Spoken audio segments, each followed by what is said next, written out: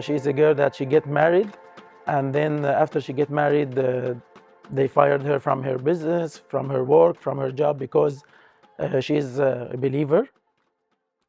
So it was a difficult time for them, of course. And then I saw her, and we make the project as always. So she opened a place for sweets, crepe and fruit salad, something like this. So yes, now it's very beautiful place in the city, and it become very famous. So all the people go there to taste their food. It's very beautiful, and also she start now to give a presents for the church.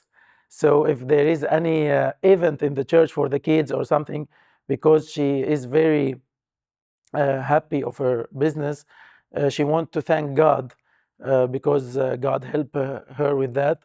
So always she take too much presents for the kids, like fruit salads or crepes, and give it to them for free to eat. So yes, that's one of our stories in Syria, and there is also too much stories, of course.